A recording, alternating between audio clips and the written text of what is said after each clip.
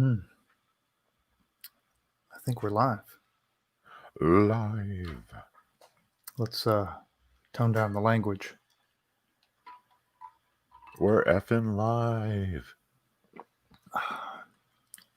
You have a coffee drink with you today? I do. Is it from that local roastery? It is, yes. But I've added some clove, some allspice, and some nutmeg to it. And it's quite tasty. Getting into the fall spirit.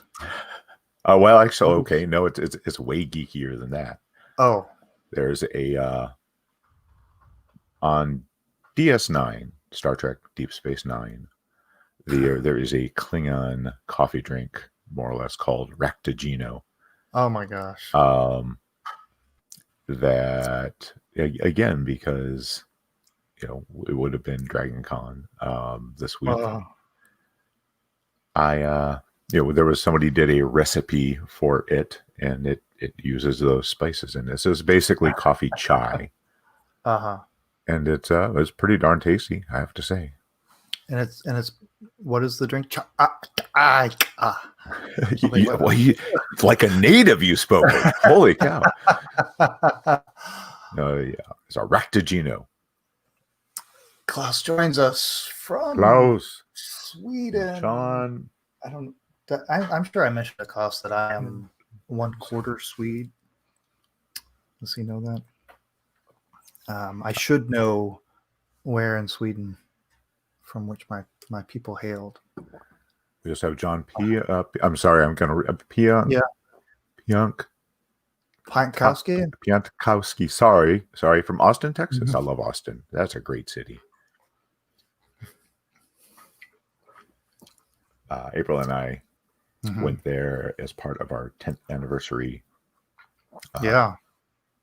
Miss Austin. I was there 2 years ago. Oh, Pointkowski. There you go. Pointkowski. Pointkowski.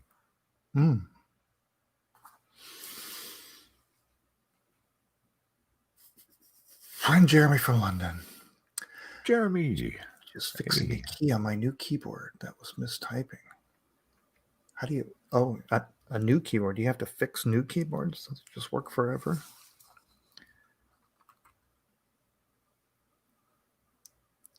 Do you still do the same thing? You stick a screwdriver in there and just pop that thing off? Pop. Of course, the trick is getting it back on, depending on... All right, John, you ready to start? I am ready. Oh, Jimmy. Hey, Jimmy also. All right. Awesome. Our international crew is with us. You ready? Yeah, all set. All right, let's go in 5, 4, 3, 2, 1. Welcome to the RetroMacCast with James and John. This is episode 541 for September 6th, 2020. Good morning, John. Good morning, James. There's something going on with the color, the tint. Something's happening. Do you have to check your settings? No, it's really cold in here. No. So the story is, of course. Well, for those that can't see it, John has his little chin beard. It's a blue beard. It is. No, my wife got some like temporary hair dye, and it's kind of dark on her hair because she's a redhead, so it didn't show up. I'm like, you know what? This is gonna be the one time having a lot of gray in my beard is gonna come in handy because it pops the blue. But yeah, it's like a temporary dye, and normally I would have been at Dragon Con this time of the year. Of course, they had to do a virtual event just like everything else in the world has had to do this summer. So we had a Dragon Con kind of party last night. Dragon Con has got like 3 virtual channels. It's been very fun, actually. And so again, certainly have saved a lot of money this summer by not going to various events. So, but yeah. So I don't understand. Is that part of a costume of some sort? No. It just this would have been very. This would have fit in quite well with Dragon Con because you've got a lot of very colorful people at Dragon Con, a lot of different cosplay. But no, this was just having fun. Okay. Yep. All right. I was thinking about it since we've been doing these live streams on YouTube. It's the first time we've actually seen each other during these podcasts. We've been doing it for how many years? Just hearing one another. Mm-hmm. Yeah. And it occurred to me that it wasn't much of a change, only because when you're talking to each other over just audio, you still imagine the other person, right? As if you're looking at them. So it's really doesn't seem that much different. Yeah, no, really, no. Until I see that your beard is purple, because I would have never imagined that before. Right. Now it's in your head forever. Now that's all I know. All right. Well, let's see if anybody joined us on the Facebook group. Yeah, there were a few names in there. We've got,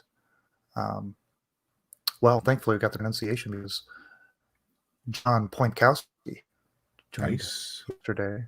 We also have Jordan Jenkins.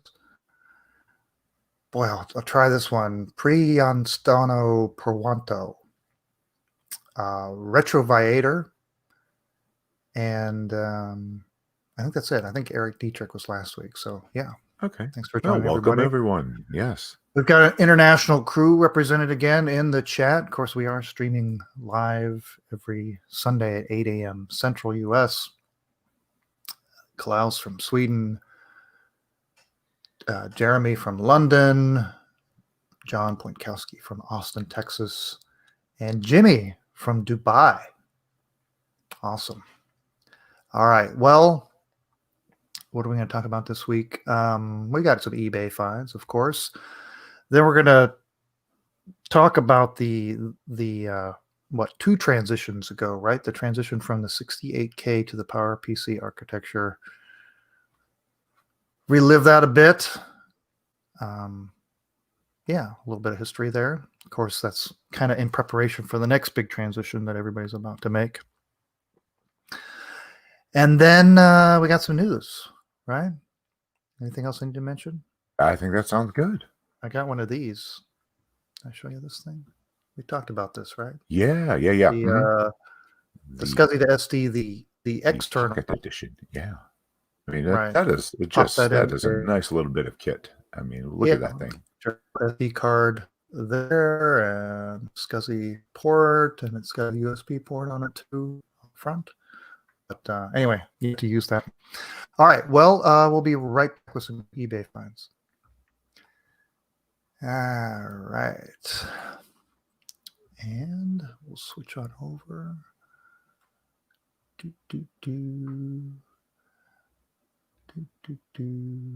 All right. Whenever you're ready. Oh, crap. Must share that screen. I was sharing a different window earlier. Here we go. All right, ready? Yep, all set. All right, in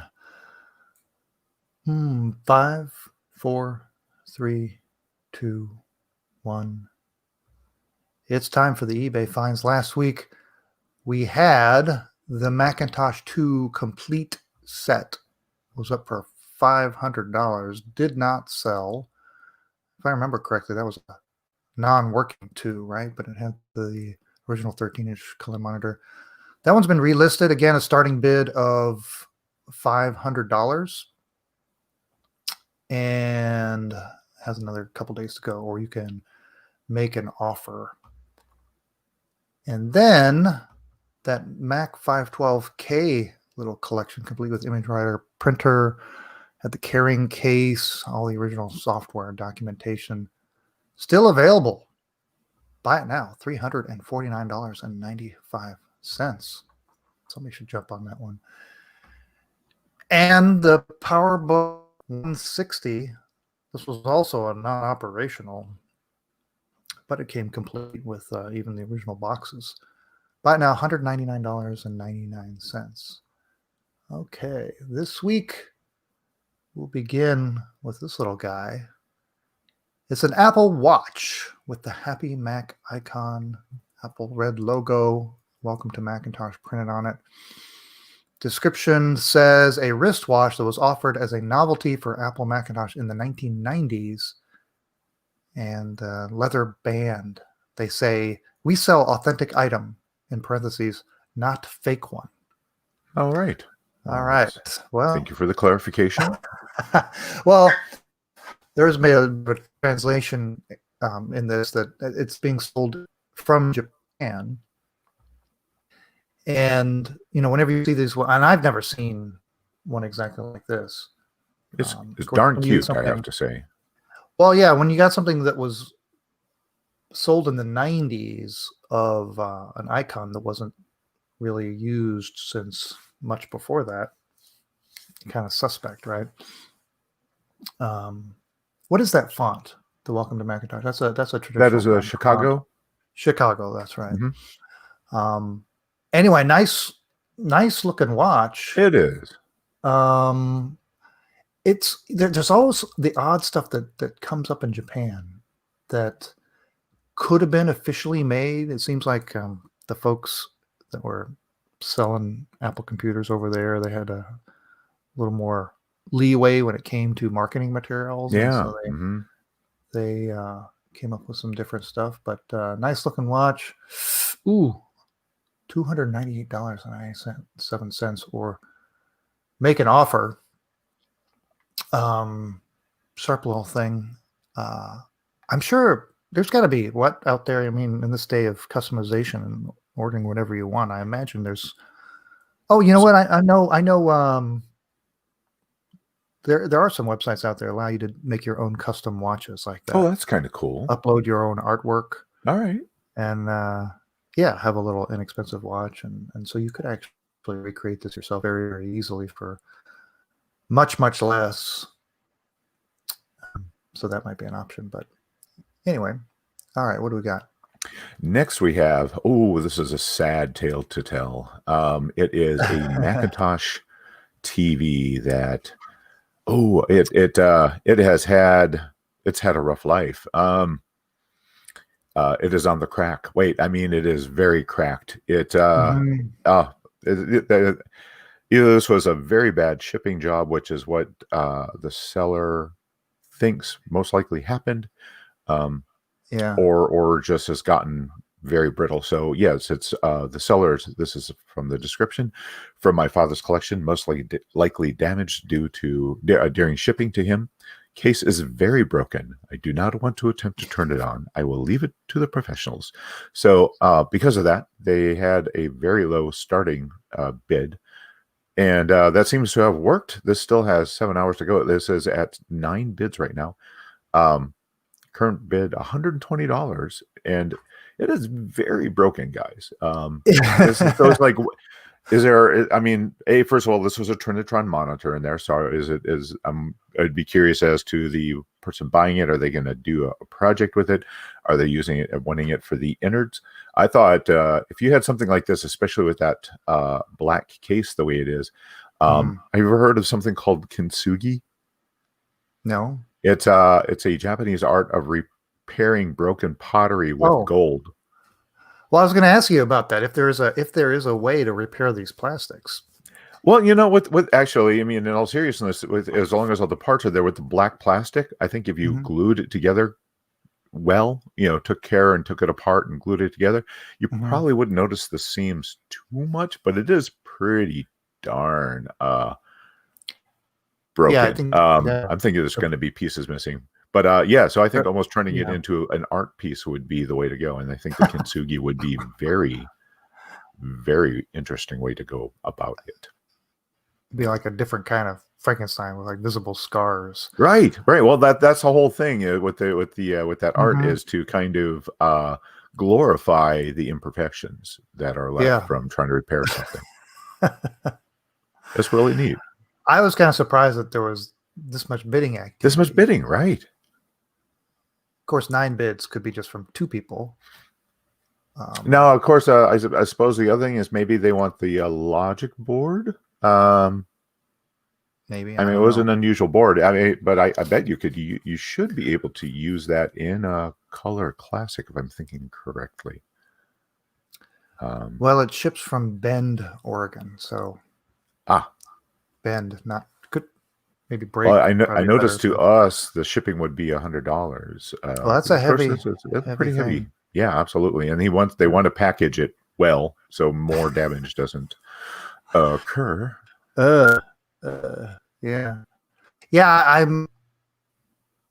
I'd like to know more about folks that have tried to repair plastics so they don't look like they're repaired, like some kind Right, of whatever right, right. the Bondo equivalent for plastic. Yeah, but you You, know how hard it would be to match the colors?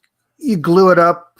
Well, no, you would paint the whole thing, Oh, right? I see. I see. Like yeah, you'd have to paint the whole thing, but glue it and then patch it and Right. then Hmm. smooth it out and then repaint it. But there'd be a lot of work involved there. There would be, yeah. Yeah. Hmm. All right. Well, I wonder Cool. how high this will go. So what's next? Okay, and next, this is kind of a rarity. It's a Macintosh 2VX. You don't see it every day for parts or repair. The description says pretty much nothing. It just says, take a look at the pics for what you see is what you get. Minimal yellowing there. At least no major gouges on the faceplate. A little cleaning. Back looks fine. I see the case design is the same as like the 7100. Yeah, right. Yeah, the 2VX and the 2VI were, what do they call them? Road apples, some of the worst Macs because they were so short lived. And I think in the case of the VXI, those cases were like less than later, came out that was cheaper and better kind of situation. So the poor people that actually put money on a VX were really sorry. Yeah, but these are just interesting curiosities, and I don't know. Can you look at the motherboard? Is there enough? Can't see if there's any damage or anything. I mean, yeah, it's hard to tell. It doesn't look like the batteries oozed everywhere. So it's got that going for it. Yeah. Anyway, so I wonder if it might not take much to get this thing going here. Maybe a fresh battery. But a decent starting price for a fairly rare Mac 2. $30. Can't beat that. No, They'll make not an at offer. all. Mm-mm. Yeah. What do they want to ship it? I have to calculate it. But anyway, yeah, $30. An oddball for sure if you're filling out your collection of Mac 2s. I know when I was building it, my 2VX is sitting right over there. So anyway, there it is, $30. See what you think. Yeah, lots of Band-Aids and a sad Mac face for that Mac TV, says Jeremy. All right, let's see. So the one thing since you reminded me, so I was all set this morning to do time capsule because I had totally forgotten what subject we were going to do. Yeah. But I had mentioned that I thought there was a story over on Mac Folklore that they originally weren't thinking. So I did find that story while we were talking. Okay. So I all right. So you'll refer to it. Okay. Yes, good. I will. All right. You ready to go? Yep. All set. All right. In 5, 4, 3, 2, 1. Well, the collective Mac community is bracing for the next big transition from Intel to ARM, or Apple Silicon, if you will. And this isn't the first time the community has gone through the transition. We've done it a couple of times before. So we thought we'd talk about those big transitions. So the first big one was the going from 68K to PowerPC. And John, you were saying that you didn't even get to experience that one. Right, yeah, because I mean, it was already PowerPC, but when I first got into Macintosh, so I kind of had to retroactively. And it wasn't because you were still using your Apple II, was it? Before that, yeah, I went from my Apple II GS to. So you were still using your GS 200 up until 94, 95 or something like that. Yep. That's hardcore. Yeah. Because we, Yeah, I mean, because the PowerPC era was, about 10 years, give or take. Yeah. Yeah. I did suffer through that transition. I was using a Centrus 610, and I went to a PowerPC 6100, which is even the same case, just new innards. But let's talk about the history of this a little bit. Of course, the thing that they were selling us on, this PowerPC, was all about this RISC versus CISC, right? Reduced instruction set computing versus complex instruction set computing. The idea of processors that can more efficiently handle a smaller, streamlined set of instructions, get more performance out of more efficiency. And it was real back then. The 68040 was the last of the 68K Max processors. And it was kind of running out of steam. I think they were also having trouble getting the numbers to produce, and Apple was looking for options. Did you know that they did play with Intel-based Macs way back then? I had heard that like somewhere buried deep in a vault was a PC running the operating back then, even. It was under Scully, actually, that they kicked off this Project Jaguar, and they were tasked with producing a prototype within a year, which they did. But it never got going, and the PowerPC idea, the idea of going through RISC-based processor, and that wind up taking precedence, and so it kind of slipped away until, of course, later would come back, the idea. But what happened was there was that big alliance, this unholy alliance, right? This idea where, and you remember back then, it wasn't really Microsoft that was the big enemy. Right. It was IBM still. Mm-hmm. We were still talking about IBM.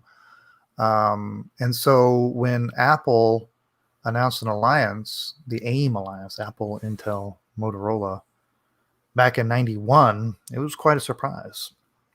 But something that was kind of necessary given the state of processors.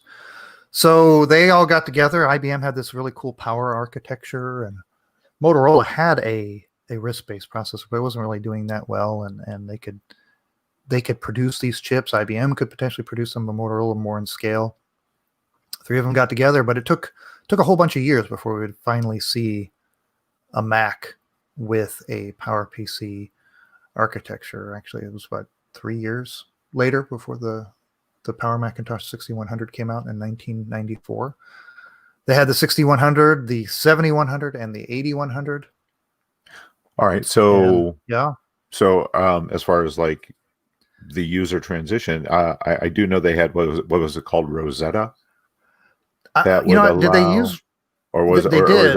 or was that the for PowerPC to Intel? Yes. Was it the Rosetta? Okay. They wouldn't use the Rosetta term until then. It was just simply called the 68K emulator,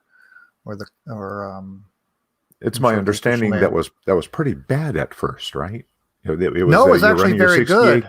Was okay. All right. No. It was actually quite a miraculous thing that they were able to do. And there's a great story. There's a series of interviews. We'll post the link over at the Computer History Museum, and they just did it just a few months back with Gary Davidian, who developed the first generation of that 68K emulator for PowerPC. And I mean, to everybody's surprise, that just ran everything. Now, you're probably thinking about performance.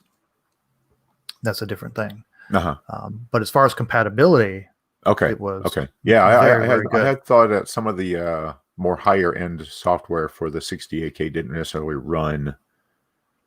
No, if you had demanding things, yeah, you were gonna take a performance hit, and that was the big thing. But that even got better as the processors got faster. Sure.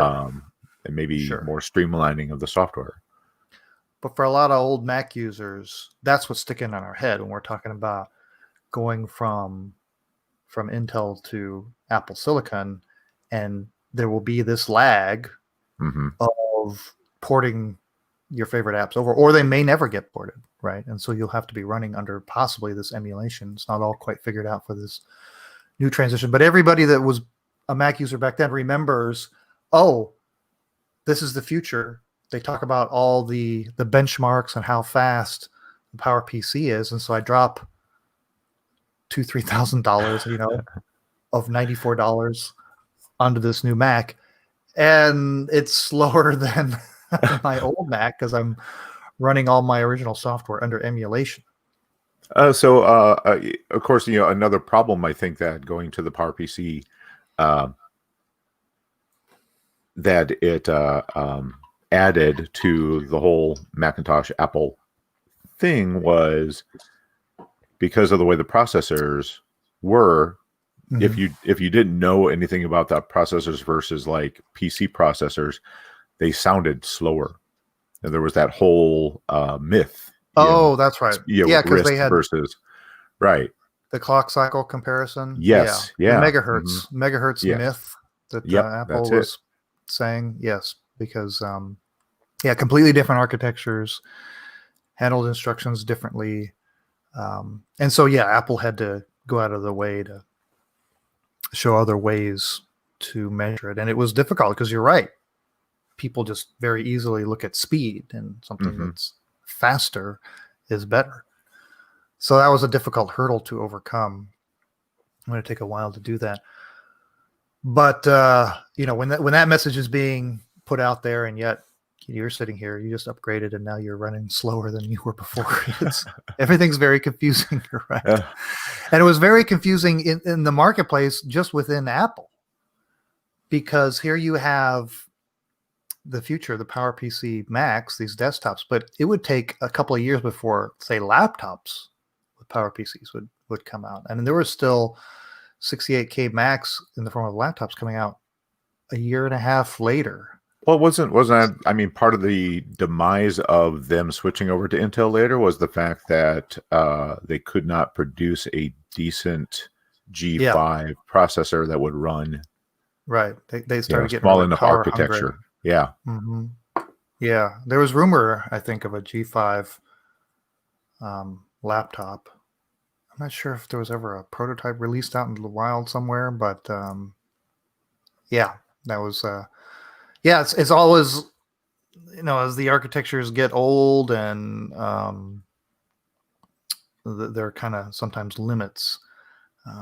But it had a good run. PowerPC, another 10 years or so, at least, something like that. Of course, with Intel, we're going now 15. But and so then when you were making this transition, you're talking about the 68K emulator, which came part of Mac OS for a while. So if you got your PowerPC Mac, you could still run those old apps. That would later get moved over to the classic environment, right, under OS 10. It was that same emulator. So we had 68K compatibility for a long time. I think up through 10.4. 10.4. Mm-hmm. Yeah. Mm-hmm.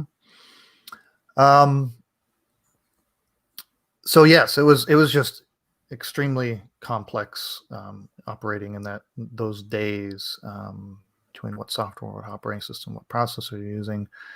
And the hope is, well, I got to say, and we'll talk more about in another episode, we'll talk more about the PowerPC to Intel transition, which I think went a lot better. Now, you went through that with us.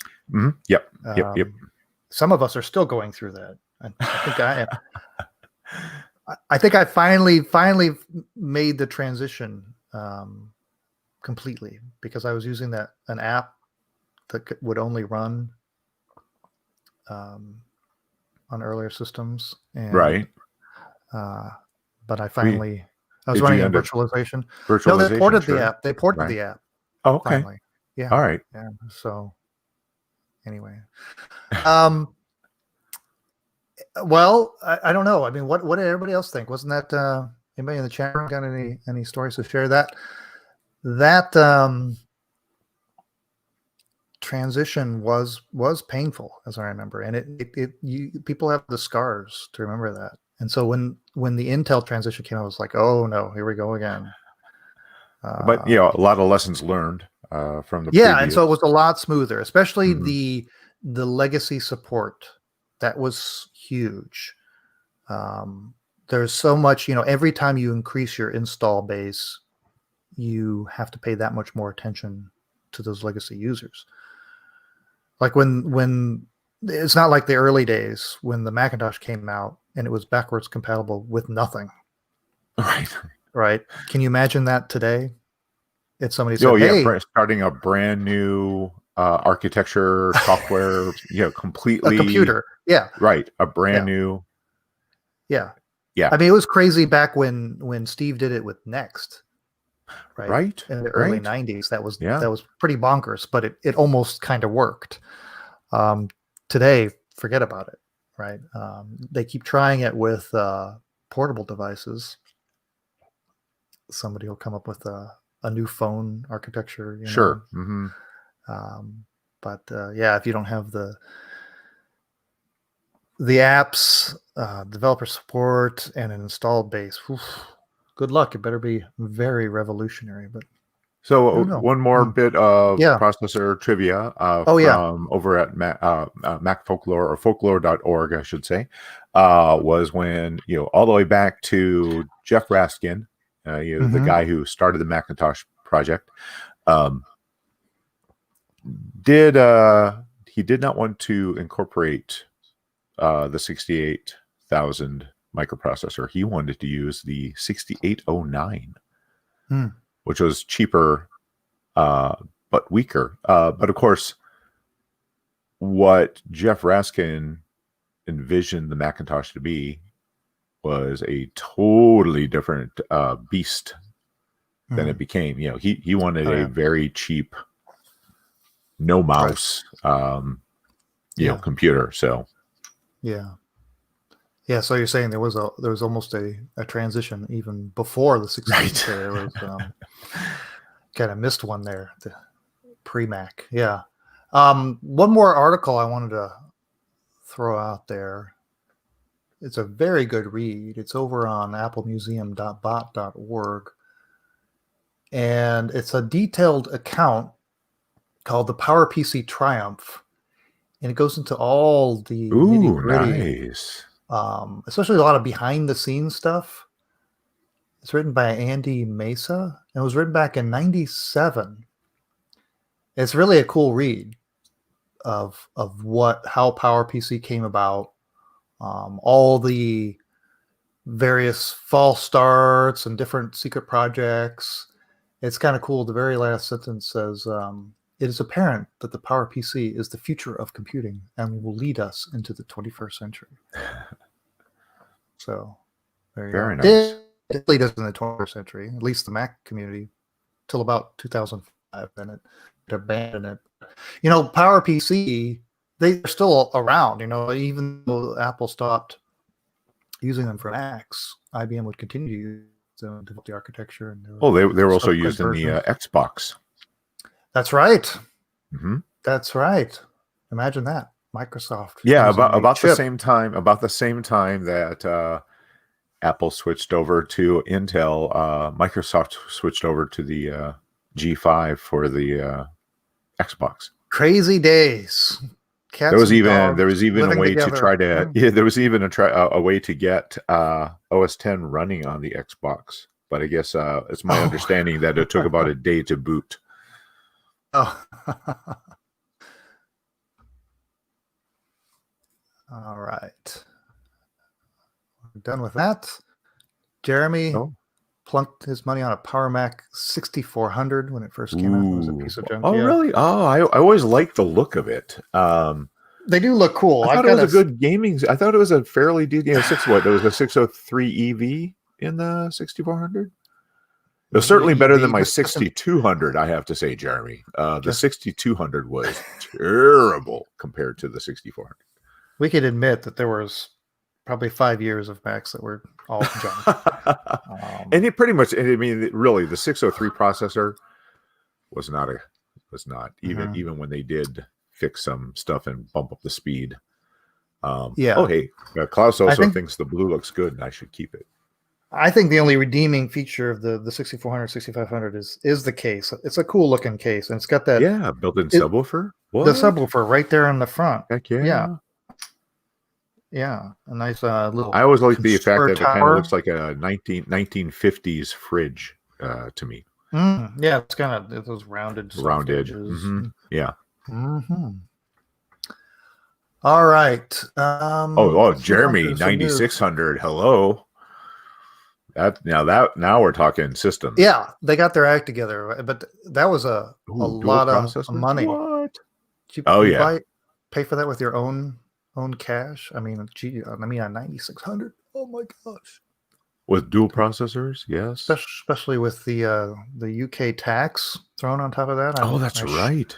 I shudder to think what might have paid. All right, Over to some news. let's get some Get news. my You ready to news go? tab. Yes, I am. Let's go in 5, 4, 3, 2, 1. It is time for the news. Let me flash up the news here for the home audience. Circuit breaker.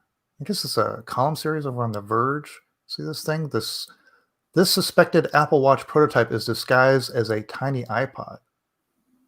Somehow this thing got out there. The theory being that when they were first testing the Apple Watch, they needed to get it out there, out and about in public, and they didn't want people seeing this crazy new thing that Apple was going to release, and so they built it into this little case that looked like a tiny iPod. That's Very interesting. Yeah. It has a little security case to conceal the design during transportation. Does it look similar to an iPod Nano? They still make iPods.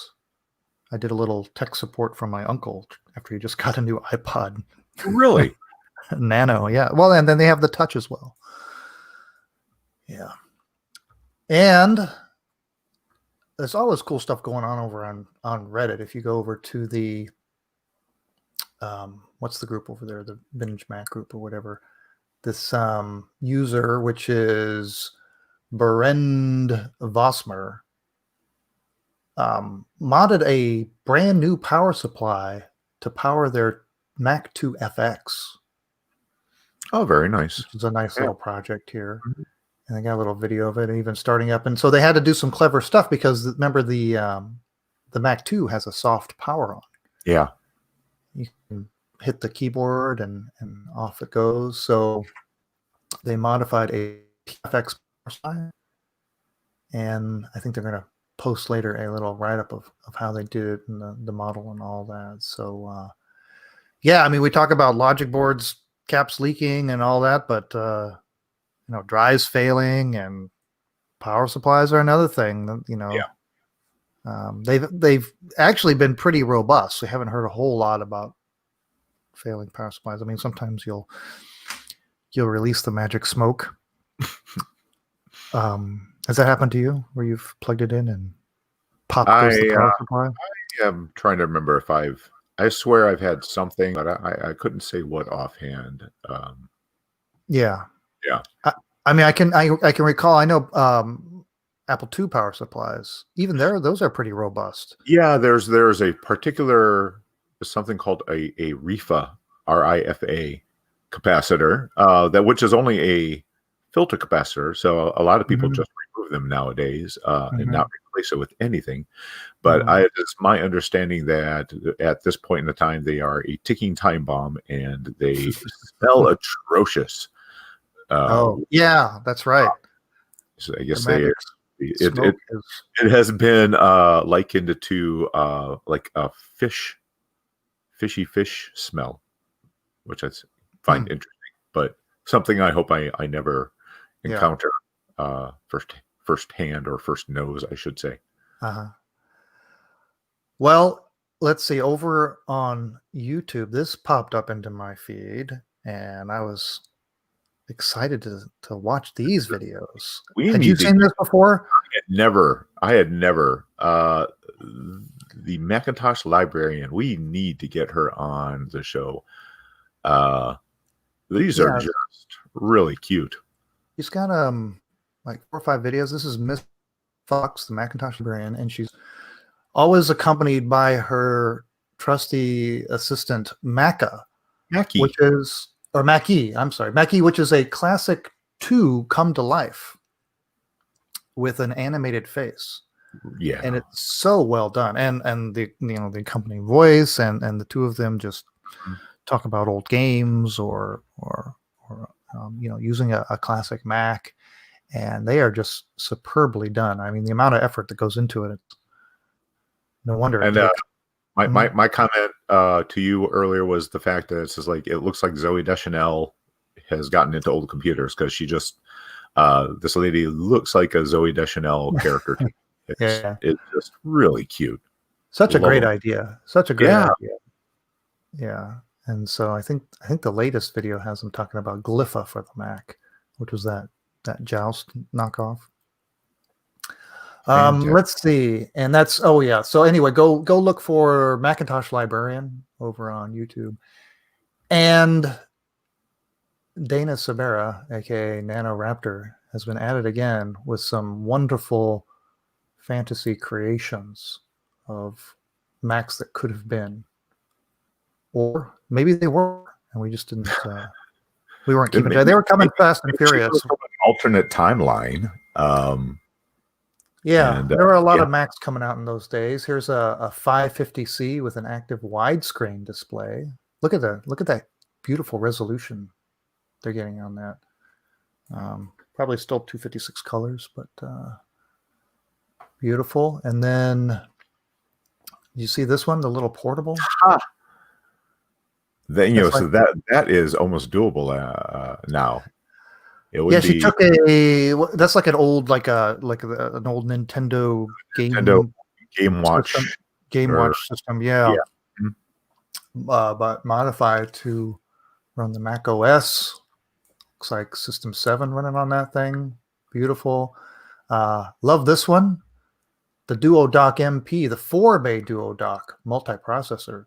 Which would make it an octodock. This one, you take the DuoDock and you give it 4 slots so that you can stick 4 PowerBook Duos in there. And the cool thing is they form a multiprocessor situation. Yeah, distributed computing cluster. Amazing! Look at that.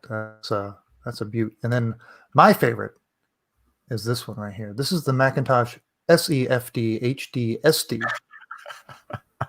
SEFD HD SD. What is the SD? Well, there was the sound maybe. Well, because the SEFD HD existed. Yeah, but it should be CB because it has a CB in it. It should be the SEFD HDSD CB because it had a built-in AM/FM and CB radio tuner. And then those speakers, which the speakers are very reminiscent of the Apple design speakers. You are probably too young to remember the whole CB craze back in the 70s, aren't you? I do. I mean, I was on the tail end. I mean, I watched Smokey and the Bandit. We had a CB radio. Oh, BJ and the Bear. BJ and the Bear, sure. Yeah, I remember that one. Yeah, that's right. Well, apparently when this one came out, that was still very much a thing. I'm trying to. What is that little label here?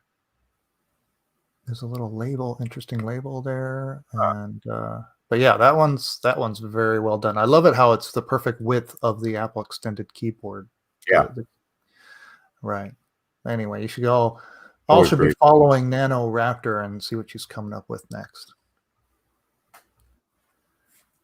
Game and Watch. There you go. Yeah, Game and Watch. Right. That's what it's called. Reefa Madness. Did you see there's an anniversary of Nintendo Camp. It was like a 35th or something. Yeah. They're going to release. Yeah, they're going to release was it Super Mario in a Game and Watch like handheld? I gotta show off my shirt that I got for my birthday. My nice retro. So I was very happy to get that. All right. Well, next week we can do a time capsule, John. All right. That? Sounds good. What is it? So Macworld. Macworld is very cool. Kind of it's the top 40. Where is it? Hey, Top everybody in the 40 chat, best Mac products. you're coming across garbled every once in a while to me. I don't know. You are to be as well. Oh, But, okay. yeah, we'll have our own audio, obviously. We will. Hopefully, it's Doesn't not too anybody bad. in the chat are we coming across garbled out there occasionally, or how's the audio? Just a little feedback. Okay, so let's see. Next week will be September 1990. Is that what we're doing? Yeah. Mm-hmm. Okay. All right, you ready to start? I am all set. All right, let's go in 4, 3, 2, 1. All right, that's another episode of the RetroMacCast. Next week we will. John overprepared. He's a week early. It'll give him time to forget about what he read. And we'll go into it'll be September of 1990 in Macworld magazine. See what kind of goodies we can come up in there. And yeah, David said it does garble at the end sometimes, so we are having some audio problems through the live YouTube channel. Yeah, you get that robotic effect. Mm-hmm. Yeah, we're both hearing that too. It is funny how it comes and goes. Like it. Right. Yeah. Yeah. He's just keeping up. Yeah. Oh well. Let's see. Anything else we need to talk about? Do we know David? I don't remember David's name. Oh, where David. Where are you from, David? Yes. Where are you? Where are you? Where in the world? Sync feedback from your phones, but to us it's watching. It's okay. I don't know. Our phones. We don't have our phones aren't even involved in this. Headphones? Houston, Texas. That's a Texas person. All right.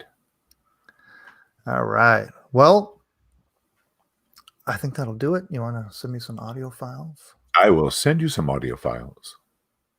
Actually, I've been recording. Oh, oops.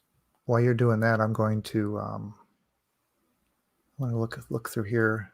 Let's see what else we got here that I might have missed from previous weeks from Dana. That's just an iMac with the Next logo on it. Oh, headphones. Yeah. Oh, that was a beauty too. Love that. Wow. That's gorgeous. Yeah, that 6-color Apple logo like that. Beautiful.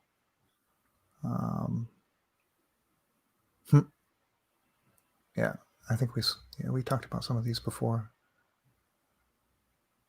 Oh, this one, I'm not sure we mentioned this one. This one was a cool one. I thought we had, but we had? Yeah. Yeah, the Quadra 950 or whatever with the cheese grater cover. Very cool. All right. Oh, Klaus, remind us we didn't do the outro, didn't we? Oh, I thought we just did that. I thought we did. I've got 5 files. Oh, you know what? We didn't see the outro. We're still recording. We just started rambling. I did stop my. You stopped the recording, but we never did the tagline. Oh, wow! That's what happens. That's it becomes so casual. We don't even know we forget we're doing a show. We're just talking. Why is this episode of RetroMacCast 3 hours long? Oh my gosh! Why is it John? 2 hours standings? All right. Okay. Ready? I don't even know what to do. I think we just need to re-record that outro. Okay, Let's do that. Let's do that. Right. Okay. All right. Here we go again. Let's start recording in 5, 4, 3, 2, 1. Okay. I think now we will end the podcast. we did an ending earlier, and then we forgot we were doing it, and just sort of rambled along. But next week we will do the time capsule. It will be September 1990 all over again in Macworld magazine, and John will make good use of the preparation. That's right. This week.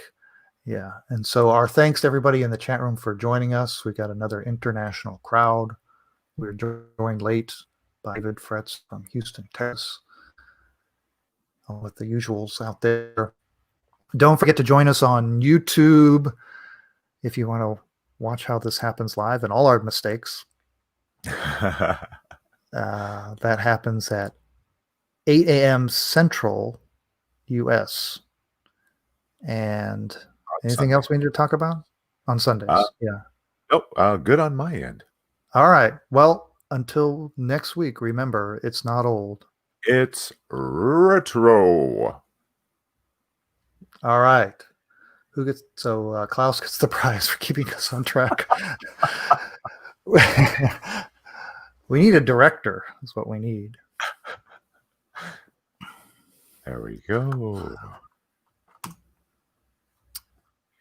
course, we did that whole outro with not everybody didn't even see us. I was still screwing around there on Twitter. All right. I'm going to download those files. I sold my Quadra. I think that meant to say Quadra 950. I think you got to auto correct from Quadra to Quire, whatever that is. Quire. David says he has a Quadra 950 as a file server for the Apple IIgs. That's pretty cool. Are you using like how do you do that? It was an ADT, Apple Desktop Transfer. Yeah, what do you use? Yeah, I've never have you ever got into networking Apple IIs with Macs? I have never. No, because there were. I mean, I've actually got an Ethernet card or for my Apple IIe. I've never networked the 2GS to anything, from using the modem. I'm assuming Apple Talk server. Okay, using Apple Talk. Neat. Yeah, David. Yeah, that's pretty awesome. All right, I think I got the files here. And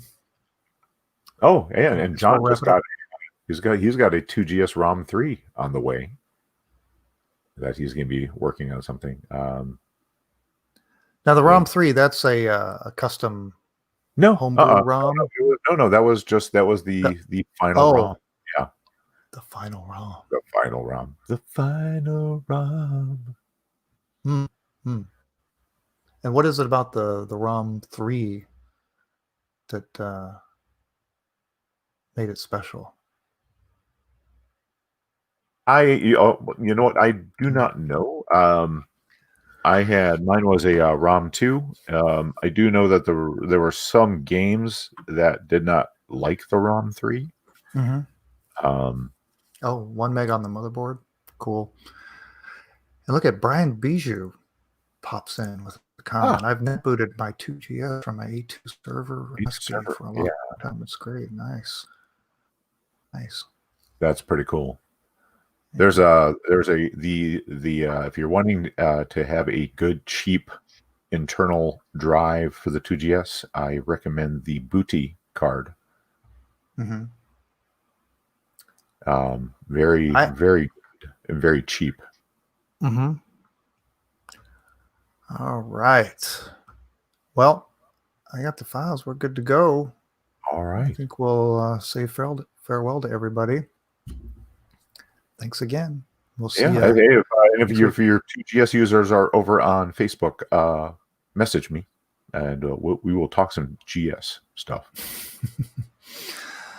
All right. Bye, everyone. Bye, guys.